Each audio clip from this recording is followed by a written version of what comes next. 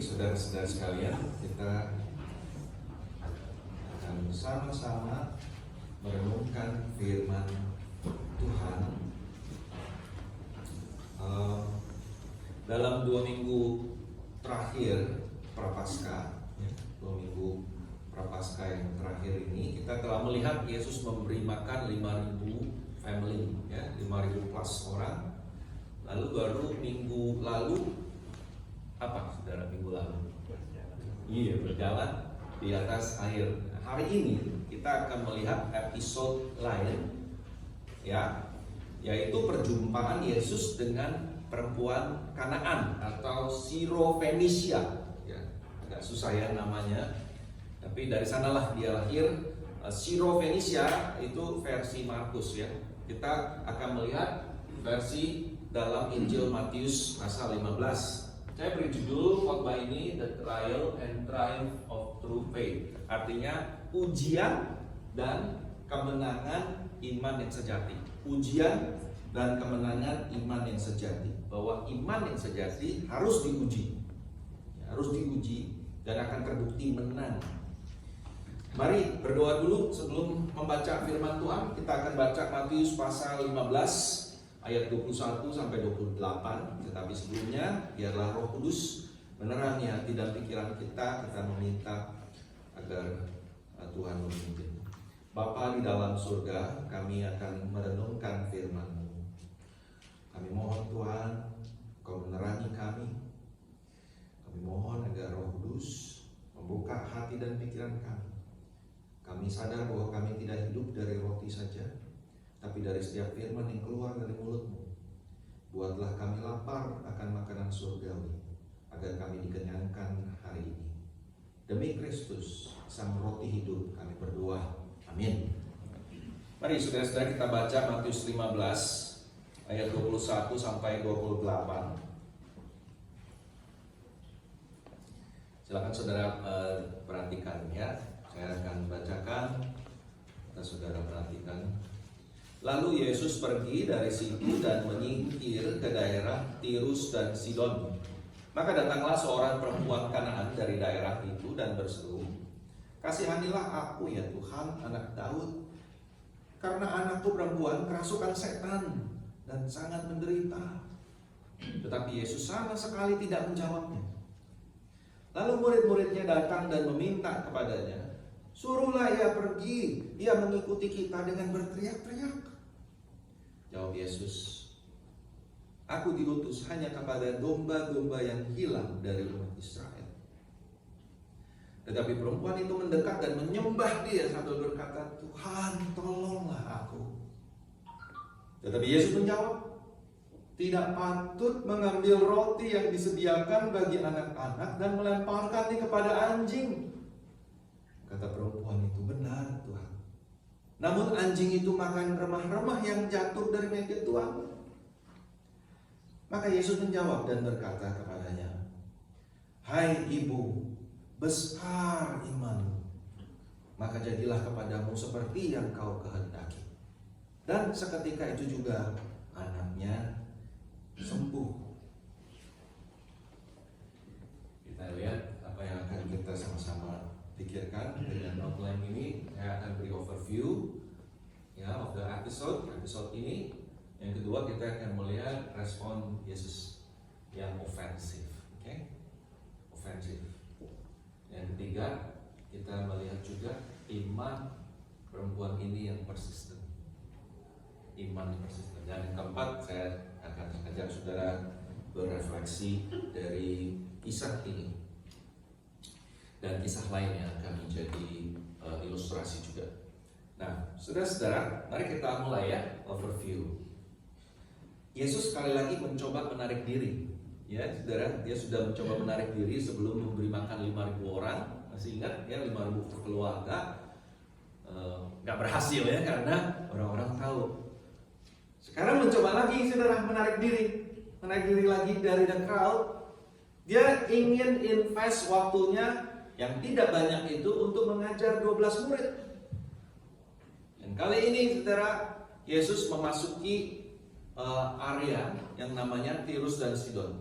Yesus mengikuti jejak Elia, saudara. Kalau saudara baca, bandingkan nanti ya di 1 Raja-Raja pasal 17 ayat 9. Yesus masuk ke daerah yang namanya Tyrus, Tyre dan Sidon gitu, seperti Elia, saudara. Saudara ingat janda Sarfat enggak? Ya, di kisah di Raja-Raja itu ada janda Sarfat. Elia tolong dia. Nah, Yesus berada di daerah yang sama itu, saudara. Ya, Tirus, Sidon dan Sarfat itu di daerah yang sama sebetulnya. Interesting, right? Ya, Tuhan Yesus pergi ke daerah yang sama.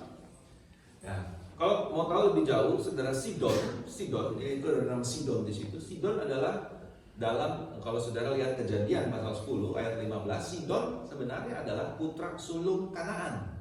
Putra sulung Kanaan. Nah, di daerah itu kita baca dalam Injil kita ini, di daerah itu Yesus berjumpa dengan perempuan Kanaan. 22. Jadi seperti janda-janda yang Elia dan Elisa juga melayani janda. Ya, saudara, Elia melayani janda Sarfat, Elisa melayani janda siapa, saudara? Janda dari mana? Ingat gak? Sunem, yang Shunammite. Jadi yang satu Sarfat, yang satunya lagi Elisa juga melayani janda, menolong seorang janda Shunammite. Nah, seperti dua nabi ini, saudara, Tuhan juga bertemu dengan perempuan Kanaan. Perempuan ini datang berteriak-teriak minta tolong. Putrinya kerasukan setan dan menderita sakit. Memang akhirnya Tuhan tolong, seperti Elia, Elisa menolong janda-janda yang mereka jumpai. Yesus juga menolong perempuan ini, tidak disebut janda ya, disebut perempuan saja, perempuan Kanaan. Tapi sebelum Tuhan Yesus tolong, saudara sudah baca tadi, terjadi beberapa interaksi. Interesting, interaksi yang menarik, saudara. Yang nggak ada di tempat lain, gitu ya, saudara. Nah, pertama, saudara bisa lihat, Yesus cuekin dia, betul? Perempuan ini teriak-teriak, tolong, anak saya kerasukan setan, menderita sakit sekali, tolong. Ya, Yesus anak Daud, ya, dipanggil Tuhan di sini ya, saudara-saudara. Kau anak Daud, tolong. Yesus cuekin dia, saudara. Tidak jawab. Dan tidak biasanya Yesus seperti itu. Ya. Biasanya Yesus langsung berespon. Ya. Bahkan yang menyentuh dia, right, yang menyentuh jubahnya dia, Yesus langsung tengok, right? Di sini enggak, Yesus diam saja. Itu yang pertama, interaksi pertama, yaitu Yesus tidak meladeni. Yang kedua, Yesus berkata apa, saudara? Berkata apa? Yaitu di ayat 24, bahwa pelayanannya hanya untuk Israel. Hanya untuk domba-domba terhilang Israel. Seperti 12 murid, Yesus hanya melayani Israel yang terhilang. Ya, sebelumnya nih, saudara, di pasal 10, Tuhan Yesus kan mengutus apostol, rasul-rasul yang 12 murid ini, dengan pesan apa di Matius pasal 10? Jangan menyimpang ke bangsa lain, bahkan jangan ke Samaria. Jadi hanya ke bangsa Israel. Domba-domba terhilang di Israel. Ini yang kedua, saudara. Tuhan Yesus jawabnya begitu lagi. Yang ketiga, nah ini saya anggap final blow ya, seperti dalam pertandingan boxing, saudara. Ini tinju yang final, yang paling keras Tuhan berikan kepada perempuan ini. Yesus menolak permintaannya dengan menyamakan diri perempuan ini dengan apa, saudara? Anjing. Bagi orang Yahudi, orang Kanaan adalah anjing. Saudara, kita lihat perempuan Kanaan ini tidak menyerah, bahkan setelah ditolak, dihantam seperti itu. Right? Keuletannya, saudara, responnya itu akhirnya mendapat approval dari Yesus. Ya, di ayat 27-28 Yesus bahkan memujinya, besar imanmu. Ya, dalam Yunani itu megale. Ya, kita mendapat kata mega dari kata Yunani itu mega. Imanmu itu mega faith. Saudara, perlu diketahui perempuan ini adalah seorang Gentile. Tahu artinya Gentile, saudara? Non-Yahudi, ya, bangsa lain. Bahkan disebut oleh penginjil Matius Kanaan, orang Kanaan. Markus hanya menyebut orang Yunani, ya. Markus hanya menyebut orang Yunani, lahirnya dari Syro Fenisia, gitu, Syrian Fenisia. Tapi Matius terang-terangan menyebut Canaanite, dia ini perempuan Kanaan, memberi konotasi negatif, saudara. Dengan menyebut perempuan ini Kanaan, berarti perempuan ini berasal dari bangsa musuh bebuyutan Israel. Betul nggak, saudara? Kanaan ini pagan, tidak bertuhan, penyembah berhala, bangsa wicked yang kekejiannya menular seperti COVID-19. Ya. Jadi avoid. Saudara-saudara, seorang komentator bernama Donald Hagner, bagi dia, ya, memanggil perempuan ini Canaanite, perempuan Kanaan, hanya membuat pujian yang Yesus berikan tentang imannya lebih striking, lebih mencolok, lebih kontras dan memorable. Besar imannya. Murid-murid selalu dibilang oleh Tuhan Yesus, gak punya iman kecil, imanmu kecil ya. Tetapi ini Gentile, perempuan Kanaan ya. Udah Kanaan, perempuan pula, outsider ya. Tapi Tuhan bilang, mega faith. You have mega faith. Dan for your information, saudara, perempuan Kanaan ini satu-satunya perempuan dalam Injil yang dipuji karena besar imannya. Satu-satunya, saudara. Tidak saudara temukan lagi perempuan lain yang disebut besar imannya oleh Tuhan Yesus. Dalam Injil hanya ada 2 orang dipuji, ya, punya mega faith. Tahu nggak siapa satu lagi, saudara? Seorang perwira. Ingat nggak? Centurion. Gentile juga, saudara. Another Gentile, yaitu di Matius 8 ayat 10. Jadi cuma 2 orang yang dipuji, satu perempuan Kanaan, satu centurion. Nah, pertanyaan yang ingin kita jawab dan renungkan pagi ini adalah, apa yang membuat Tuhan kita berkata pada perempuan ini, ibu besar imanmu, ya? Apa yang mengesankan Yesus mengenai iman ibu ini? Itu yang kita mau lihat, saudara-saudara. Kita bisa mulai dengan respon Tuhan, melihat respon Tuhan terhadap permintaan tolong perempuan ini, ya. Ya, kita masuk kepada poin yang kedua, Jesus offensive response. Bagaimana respons Yesus, saudara? Ya, saudara sudah baca kan? Tadi saya sudah kasih overview respon Yesus. Bagaimana kesan saudara?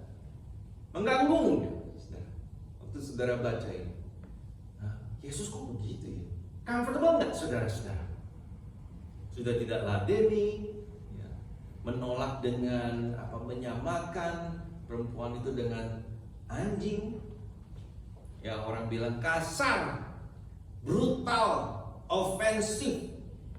Seorang penyair bernama George Bernard Shaw pernah berkomentar tentang perlakuan Tuhan di sini. Katanya, inilah saat ketika Yesus bukan seorang Kristen. Memang Yesus bukan orang Kristen, saudara. Ia yang membuat orang menjadi Kristen. Nah, beberapa penafsir, saudara, karena merasa terganggu, disturbed ya, saudara, waktu membaca teks ini, berusaha mencabut sengat dari perkataan Tuhan itu dengan berkomentar begini, kita kan tidak tahu the tone, ya, ininya, nadanya Tuhan berbicara, kita nggak tahu, ya, kita nggak tahu Yesus waktu bicara tatapannya gimana, right? Ya, bagaimana kalau dia mengatakannya sambil tersenyum, misalnya, begitu ya, atau sedikit bercanda. Well, Yesus cuma ngetes kok, mau lihat gimana reaksi perempuan itu. Setuju nggak, saudara-saudara? Tes ya, betul ya, memang Yesus sedang mengetes. Tapi tidak cuma loh, saudara-saudara. Itu tes yang serius, test of faith, test of life, menentukan nasib kekalnya. Yesus nggak pernah buang-buang waktu hanya untuk bercanda, saudara, dalam hidupnya yang singkat itu. Nah, kekuatan dari perikop ini, pelajaran penting yang Tuhan ingin kita ambil dari perikop ini, justru terdapat dalam jawaban Tuhan yang ofensif itu. Justru di sana, saudara. Tidak mungkin kita sugarcoat. Saudara tahu nggak sugarcoat? Ya, ekspresi itu. Ya, melapisi dengan gula. Atau dengan kata lain, mempermanis. Tidak mungkin, saudara, kita mempermanis reply Tuhan di ayat 26 ini. Yesus berkata apa, saudara? It is not right to take the children's bread and toss it to their dogs. Gak bener itu. Makanan yang disediakan buat anak-anak dilempar buat anjing. Gak bener itu. Saya harap saudara bisa merasakan stingnya ya, apa sengatnya itu. Saya tambah lagi ya saudara. Perempuan ini adalah a desperate mother. Desperate mother. Dia begitu khawatir, ya gak? Worried dengan hidup putrinya. Dirasuk setan dan sangat menderita. You know mothers ya. Kalau anak mau sakit itu, dan bukan sakit biasa ini, dirasuk setan, digocok setan. Desperate dia, worried sekali saudara. Tidak berdaya. Needy datang kepada Yesus mau ngerebut saudara di tengah kerumunan orang. Kalau nggak banyak orang, at least ada 12 di situ saudara. Ya, dan saya percaya bukan hanya 12 dan Yesus. Saya kira ada orang-orang lain juga datang kepada Yesus. Dengan harapan apa saudara? Dengan harapan mendapatkan mercy, mendapatkan belas kasihan. Tapi apa yang dia dapat? Apa yang dia dapat saudara? Rejection. Penolakan. Disamakan dengan anjing. Saudara pernah merasa ditolak? Pernah? Oleh siapa? Perempuan ini ditolak oleh Yesus dengan strong statement seperti itu. Coba taruh diri saudara pada posisi ini. Anjing adalah sebutan yang orang Yahudi pakai bagi Gentiles. Again, Gentiles adalah bangsa-bangsa lain. Karena bagi orang Yahudi, Gentiles, bangsa-bangsa lain itu najis, unclean. Dan perempuan ini yang tahu memanggil Yesus anak Daud, tahu benar apa yang ada dalam pikiran orang Yahudi tentang Gentile, tentang bangsa-bangsa lain, tentang orang Yunani, orang Syro-Fenisia. Di sini saudara, Yesus memakai framework perempuan ini. Yesus tahu apa yang ada dalam pikiran perempuan ini. Dan Yesus pakai kerangka itu, framework itu untuk berkomunikasi, berinteraksi dengan dia. Jadi saudara sekalian, perempuan ini memang sedang ditolak. Jelas kok, dia ditolak. Ditolak oleh Yesus. Dalam konteks hubungan Yahudi, Gentiles, Yahudi dan bangsa-bangsa lain, dia bukan anak, tapi anjing. Tidak punya bagian. Ya. Nah, saudara, kita baca selanjutnya. Bagaimana respon dari perempuan ini? Kita membaca betapa persisten iman perempuan ini sampai Yesus memuji dia, memuji imannya. Apa yang Yesus puji? Responnya, saudara-saudara. Respon. It is important, saudara. Respon kita di tengah-tengah ujian. Saudara, orang Kristen selalu diingatkan untuk bersyukur, right? Itu satu aspek, satu respon. Tapi di dalam Alkitab saudara bisa melihat banyak respon yang Tuhan benarkan, yang Tuhan terima. Kita bisa berespon dengan lemen, dengan meratap. Kita bisa berespon ya dengan tangisan kita yang jujur di depan Tuhan. Kita juga bisa berespon seperti perempuan ini, persisten, tidak berhenti. Saudara lihat, dia tidak menjadi discouraged, right? Tuhan tolak dia tidak menjadi discouraged. Dia tidak menyerah, dia tidak give up.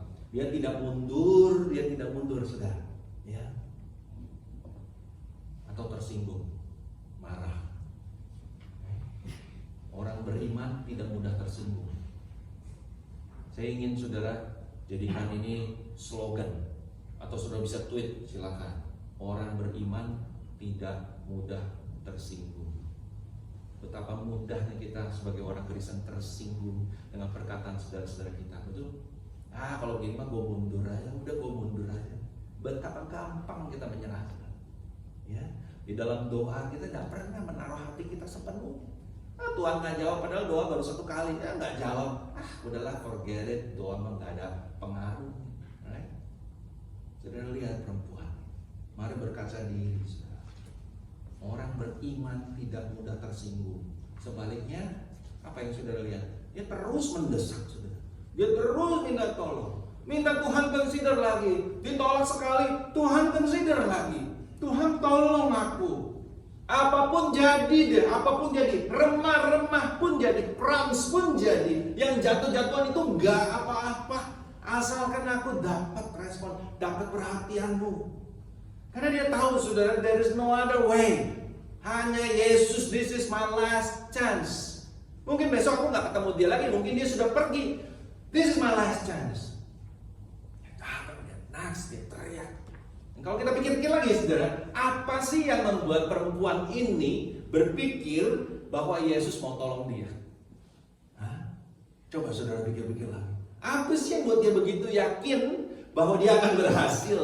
Dia harus terus melakukannya dan Yesus pasti berubah pikiran. Segala indikasi menunjukkan ketidakmungkinan dia ditolong. Baru minta, baru deket, ya, belum dekat sebetulnya. Dia baru minta, baru teriak dari satu jarak tertentu. Yesus sudah cuekin. Ya, Yesus mungkin nggak ngelihat dia juga. Gitu. Apa indikasinya? Nggak ada, saudara. Tapi dia terus mencoba. Dia teriak, bikin malu, saudara. Dia teriak sampai bikin malu, right? Kalau teriak-teriak di publik begitu, sampai the 12 murid ini nggak tahan. Saudara bisa nggak merasakan itu, melihat itu? 12 murid nggak tahan, maka mereka yang datang kepada Yesus, Yesus, ya jangan dicuekin terus, ngomong kayak something, ya, atau paling nggak suruh dia pergi gitu loh. Ini teriak-teriak terus minta tolong. Suruhlah ya pergi, itu di ayat 23. Saudara tahu ada seorang tokoh di zaman gereja mula-mula, ya, gereja purba, early church, yang bernama Cyril of Alexandria, ya, Cyril dari Alexandria. Dia berkata bahwa kita harus berdoa seperti itu, yaitu dengan persisten, dengan tidak jemu-jemu, begitu rupa sehingga membuat Tuhan kita malu kalau ia tidak jawab. Wah, interesting ya. Doa persisten sampai Tuhan merasa malu kalau dia nggak jawab. Perempuan ini, saudara, tidak jemu-jemu, dihantam dengan kata-kata yang tidak enak didengar itu, ya, yang ofensif itu. Jatuh mungkin, saudara, down dia, tapi bangkit lagi. Aku tidak boleh berhenti. Apalagi Tuhan, mari, aku tidak akan berhenti. Maka Yesus berkata, saudara-saudara, hai ibu, besar imanmu, jadilah padamu seperti yang kau kehendaki. Dan seketika itu juga putrinya sembuh. Ayat 28. Jenis iman seperti inilah yang Yesus inginkan ada pada setiap murid. Nah, saudara-saudara, saya ajak kita sekarang go inside, ya. Mari kita berefleksi. Saya ingin taruh kisah perempuan Kanaan ini, perjumpaan Yesus dengan perempuan Kanaan ini, saya ingin sandingkan dengan cerita lain yang lebih modern. Oke? Ini sebuah cerita sedih. Sebetulnya a great evil, kejahatan yang besar terjadi yang akan saya ceritakan. Ini true story, a Christian woman, seorang perempuan juga, perempuan Kristen, tinggal di Baltimore. Ini saya ambil random picture. Tapi ini gambaran kira-kira di daerah inner city atau low income, ya, daerah income rendah, ya, daerah yang agak miskin gitu di Baltimore, Maryland. Dia tinggal di sana dengan keluarga kecil. Perempuan ini adalah seorang Kristen yang joyful, ya, saudara, yang penuh sukacita, selalu siap cerita. Kalau ditanya, ya, kalau ada kesempatan dia cerita tentang kebaikan Tuhan. Jadi imannya itu hidup, saudara, ya. Di dalam hidupnya Tuhan menyayangi, Tuhan memelihara, dia cerita. Sayang, saudara, suaminya orang gak benar, melanggar hukum entah apa sampai masuk penjara. Tapi perempuan itu setia. Perempuan itu nungguin dia, saudara, membesarkan anak-anak mereka, cari nafkah dengan kerja kasar, dapat small pay, ya, bayaran sedikit, urus rumah baik-baik. Dia berusaha urus rumah, bawa anak-anaknya ke penjara untuk visit bapaknya, ya, visit ayah mereka sesering mungkin. preparing mereka, anak-anak ini untuk kepulangan ayahnya. Masih berharap dia nanti ayahnya pulang, suaminya pulang suatu hari. Doakan terus, setiap hari doakan dan seterusnya. Segala hal yang baik yang dilakukan oleh istrinya.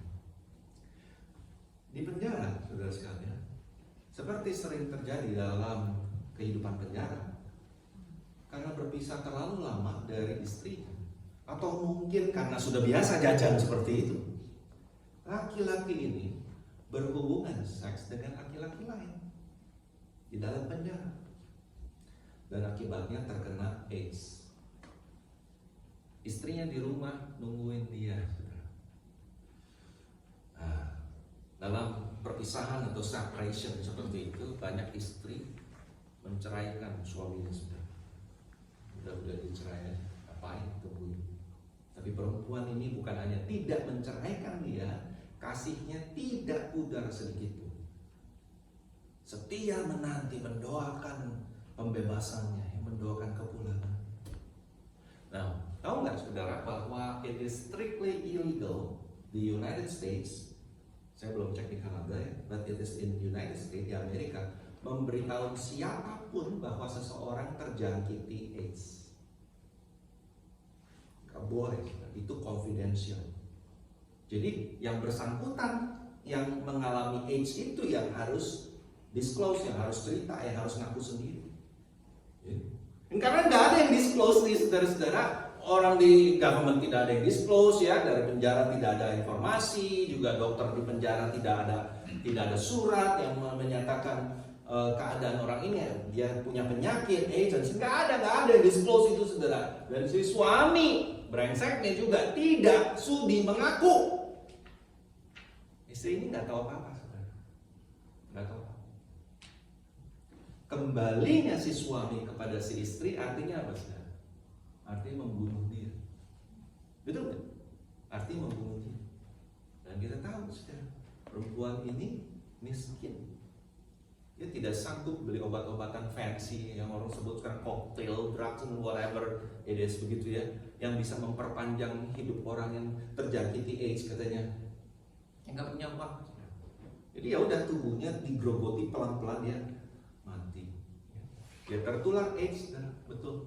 Dia kena AIDS karena suaminya mati dia. Suaminya juga mati, saudara. Sekarang anak-anaknya yatim piatu. Saudara, sekarang saya ajak saudara untuk memikirkan kisah ini dari perspektif teks kita. Perjumpaan Tuhan dengan perempuan Kanaan ini. Oke. Istri, ibu yang setia ini, yang telah begitu lama, begitu sering berdoa untuk suaminya, untuk pembebasannya, keselamatan jiwanya.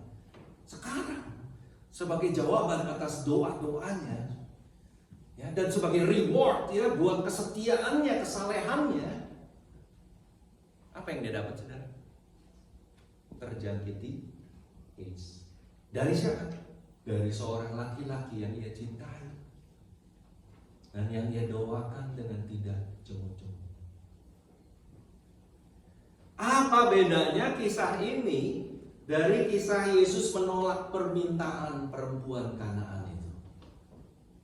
Tidakkah sepertinya Tuhan juga memperlakukan istri, ibu yang setia ini dengan tidak berperasaan? Tidakkah sepertinya Tuhan berlaku kasar dengannya? Saudara, review lagi, baca pengakuan-pengakuan jujur dalam kitab Mazmur. Tuhan seringkali seperti tidak jawab. Ya, kita berdoa, Tuhan seperti diam, mendiamkan kita. Giliran menjawab, Dia seperti tidak peduli, tidak care, tidak berperasaan. Tidakkah ini misteri iman kita juga, saudara? Misteri iman. Saya tidak tahu jawabnya, saudara. Ini misteri yang kita harus gumuli dengan Tuhan. Saudara tentu pernah membaca kisah Ayub misalnya. Ya, dalam hati kan kita berteriak, unfair. Orang baik kok. Kenapa Tuhan izinkan setan menggocok, menghancurkan hidupnya, keluarganya? Unfair. Tuhan kok begini? Saudara, tidakkah ini pelajaran yang Alkitab secara konsisten ajarkan? Alkitab sebetulnya prepare kita untuk deal with them, ya, in real life, dalam hidup nyata, hidup sehari-hari kita. Alkitab prepare kita bahwa iman sejati, iman yang hidup, harus mengatasi, harus menang atas penglihatan, appearances yang bertentangan. Iman sejati harus percaya firman Tuhan, berpegang teguh pada janji-janji Tuhan, kendati appearances sekeliling kita, dunia kita, pengalaman kita berkata lain. Iman sejati harus tetap datang pada Kristus dengan keyakinan teguh akan kasih-Nya. No matter what. Sekalipun ada kalanya Tuhan seperti tidak care for us at all. Ada kalanya. Unbelievers, orang-orang tidak percaya, dan iblis akan berkata, masih bertekunkah kamu dalam imanmu? Kesalehanmu itu gak worth it. Buat apa? Useless. Jelas-jelas gak ada, tidak menolong, tidak ada gunanya. Kamu percaya Tuhan, kamu mengabdi padanya, tapi kamu gak dapat apa-apa. What did you get from your faith? Right? What did you get? Kutukilah Allahmu dan matilah. Itu istrinya Ayub bilang begitu pada Ayub. Udah kutuk saja Tuhanmu. Tapi saudara sekalian, sepanjang zaman, ya, bukan gak pernah dengar nih saudara ya, nasihat atau saran-saran seperti itu. Tapi sepanjang zaman saudara, iman sejati, orang beriman telah bersaksi sebaliknya. Saudara tahu ungkapan ini dari Ayub. Terjemahan Indonesia agak berbeda. Saya prefer terjemahan ini lebih tepat. Though he slay me, I will trust in him. Meskipun Tuhan membunuh aku, slay me, aku akan tetap percaya padanya. Can you say that? From the bottom of your heart. The Lord gives, the Lord takes away. Blessed be the name of the Lord. Tuhan yang kasih, Tuhan yang ambil. Tuhan beri, Tuhan yang cabut. Terpujilah nama Tuhan. Can we say that? Ya, despite all appearances, kendati segala yang kita lihat, yang kita alami, yang ada di sekeliling kita, tidak menunjang apa yang kita percaya. Nah, itulah juga yang perempuan Baltimore ini lakukan, saudara. Suaminya mati duluan, okay? Selama beberapa bulan perempuan ini dayu. Dan selama itu saudara sekalian, orang-orang dapat menyaksikan betapa perempuan ini mengasihi Tuhan, tetap percaya, dan hatinya penuh dengan sukacita. Itulah arti iman, saudara sekalian. Itulah yang iman lakukan. Kalau kita selalu memperoleh apa yang kita minta dari Tuhan, itu pasti bukan iman, tapi penglihatan. Penglihatan. Sight. Kita tidak walk by faith but by sight.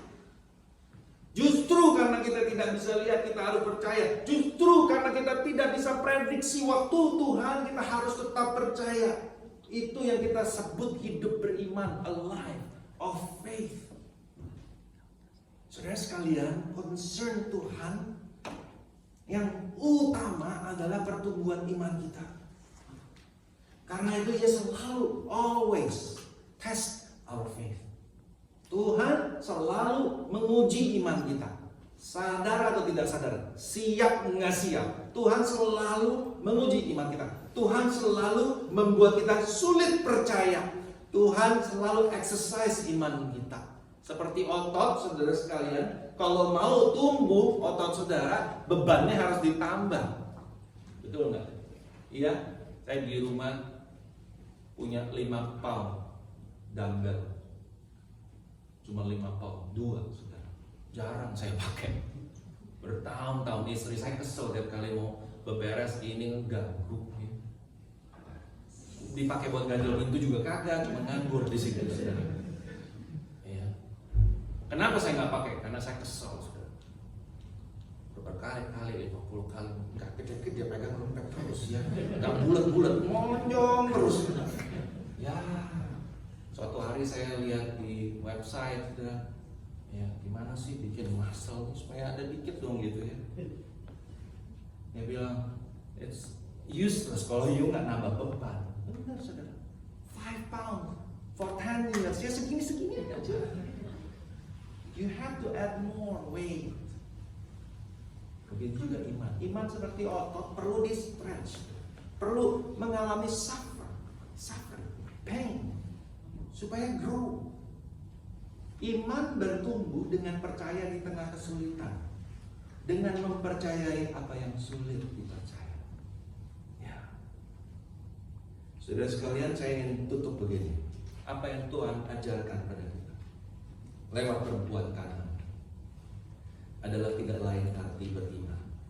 Beriman harus tekun, beriman harus berani, ya, berani minta, berani datang pada Tuhan.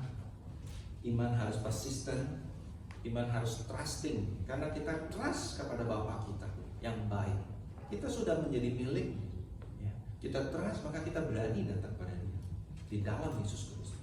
Kita persisten. Tapi tidak hanya itu. Jangan lupa saudara, perempuan ini memperoleh persis apa yang dia minta. Ya, apa yang dia minta pada akhirnya dia dapatkan.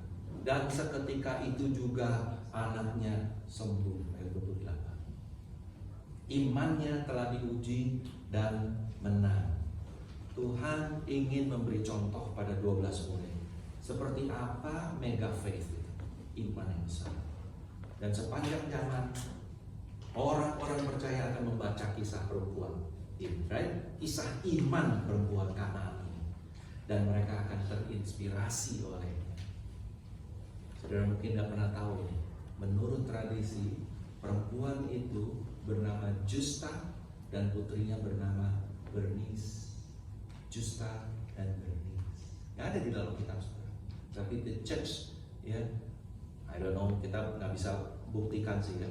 Tetapi gereja sepanjang zaman sejak gereja mula-mula itu memelihara tradisi ini bahwa dua perempuan ini, ibu dan anaknya punya nama, dan namanya Justa dan Bernice. Apa artinya saudara? Artinya gereja mula-mula, gereja purba tahu bahwa kisah ini kisah nyata, bukan fiksi. Kisah nyata bahwa ada seorang perempuan yang beriman sebesar itu, yang Tuhan puji. They are real people and they are ordinary people. Mereka orang biasa seperti saudara dan saya. Mari kita berdoa saudara-saudara. Bapa di surga, kami bersyukur Engkau memberi pada kami kisah perempuan Kanaan ini. Kisah seorang perempuan yang needy, outsider, yang terbuang sebenarnya, yang mengalami penolakan saat kelihatan ditolak oleh Tuhan. Tapi sesungguhnya Tuhan sedang menguji imannya dan membuktikan bahwa imannya sejati. Karena menang lewat ujian yang Tuhan berikan. Dan kemudian iman ini menjadi contoh sepanjang zaman buat orang-orang Kristen, orang-orang yang membaca Alkitab, membaca Injil. Tuhan, berilah kami iman yang seperti itu, tumbuhkan iman yang seperti itu. Iman yang sesungguhnya sederhana. Iman yang mungkin tidak banyak disupport oleh pengetahuan. Tuhan, kami tahu lebih banyak. Pasti kami tahu lebih banyak. Karena kami sudah mempunyai seluruh Alkitab di tangan kami. Perempuan itu tidak, ya Tuhan. Tapi Tuhan bisa memberi iman yang sebesar itu, yang nyata, yang menjadi menyala dan menjadi hidup pada waktu itu. Kami tahu Tuhan juga akan menumbuhkan iman kami dan memberikan iman yang sebesar itu di tengah-tengah situasi yang challenging, di tengah-tengah keadaan apapun. Tuhan, dengarlah doa kami ya Tuhan. Kami datang kepadamu. Kami memohon, kuatkanlah kami. Jadikanlah kami seperti perempuan Kanaan. Di dalam nama Tuhan Yesus Kristus kami berdoa. Amin. Mari bangkit berdiri saudara-saudara. Kita mau masuk di dalam doa syafaat.